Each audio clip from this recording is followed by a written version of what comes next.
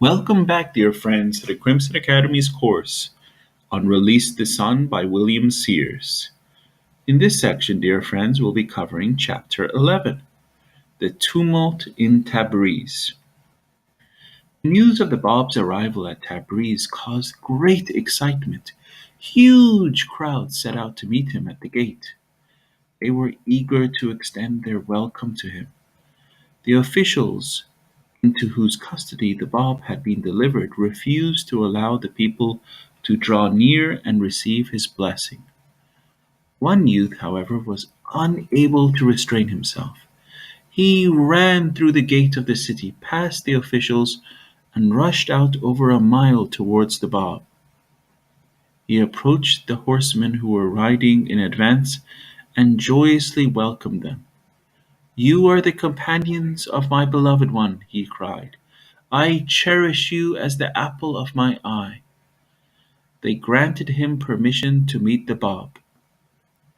As soon as the young man's eyes fell upon him, a cry of exultation broke from his lips. He fell upon his face and wept profusely.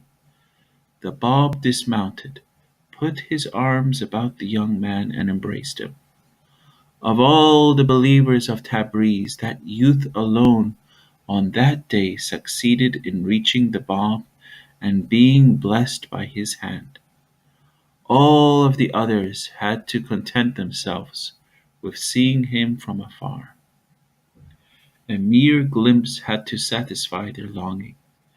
An immense crowd of people thronged the gate of the city to witness the entry of the Bab. Some were merely curious, while others were earnestly trying to find out if the Bab were in truth such a wondrous figure as they had been told. Still others were moved by their faith and devotion, and sought to attain his presence so they could assure him of their loyalty.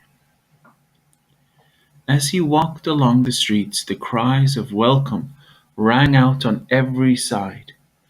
The great majority of those who saw him shouted aloud, "God is most great." They cheered him on his way. So great was the clamor which his arrival had raised that a crier was sent out among the people to warn them of the danger of continuing this behavior. "Whoever shall make any attempt to approach the Bab," the people were warned, "or seek to meet him at any time, all that person's possessions shall be seized and he shall be imprisoned." The Bab was placed in a room of the citadel, a fortress-like structure. A detachment of soldiers stood guard at the entrance. In spite of the rigid orders of their superiors, these soldiers soon became his friends. They were entirely obedient to the instructions of the Bab and permitted whomever he wished to visit him. They were in reality a protection against the onrush of the multitude who thronged about the house.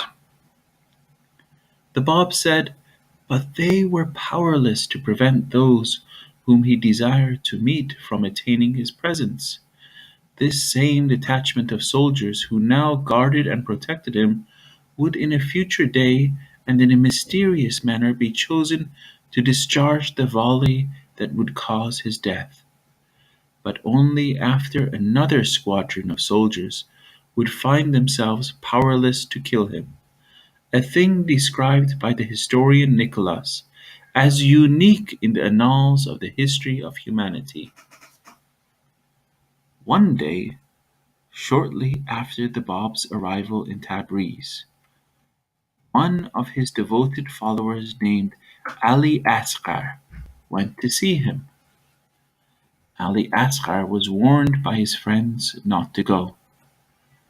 "Don't you know that such a foolish attempt on your part will not only involve the loss of your possessions, but will also endanger your very life?" "I am going," he said. He refused to heed their counsel and made his way to the house where the Bab was imprisoned. Nothing could keep Ali Asghar from the presence of the Bab, even if it meant giving up his life. In the days past he had journeyed many miles with Mullah Hussein, the first follower of the Bab. They had taught together in many towns. Time after time, Ali Asghar would complain bitterly to Mullah Hussein of his own earlier failure to recognize the Bab and meet him in Shiraz. This was a source of great sorrow to Ali Asghar. "Grieve not," Mullah Hussein told him. "The Almighty will no doubt compensate you in Tabriz for the loss you sustained in Shiraz." Mullah Hussein spoke very confidently. "Not once," he said, "but 7 times can he enable you to partake of the joy of his presence in return for one visit which you have missed." Now that the Bab was in Tabriz, Ali Asghar would allow nothing to keep them apart. As he approached the door of the house in which the Bab was confined, he was immediately arrested along with the friend who accompanied him.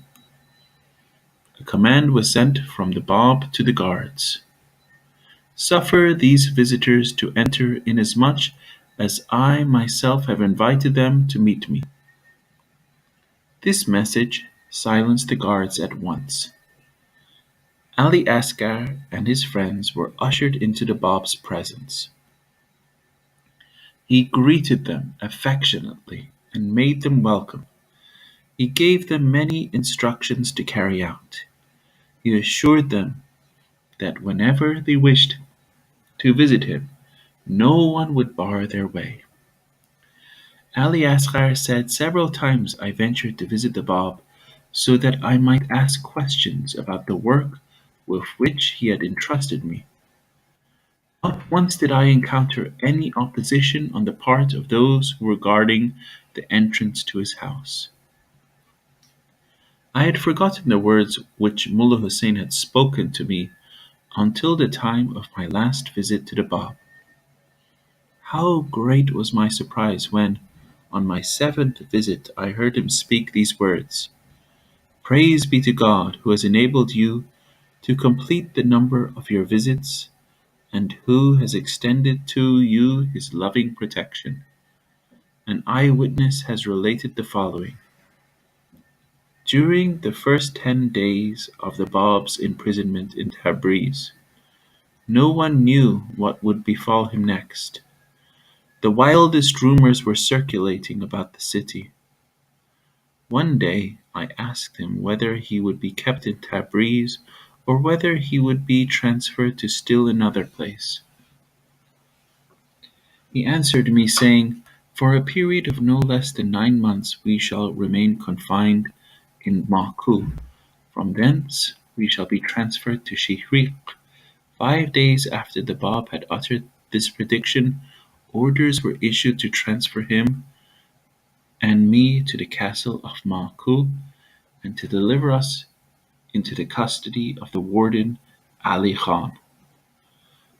With saddened hearts the people of Tabriz watched the Bab depart from the city. Many were confused by his apparent helplessness and docility. They turned away as the people had turned away from Christ, and they believed no more. They whispered among themselves as they had whispered in Jerusalem when Christ was delivered in turn to Caiaphas and Pilate: "If this is the promised one, why is he subjected to the whims of the men of earth?"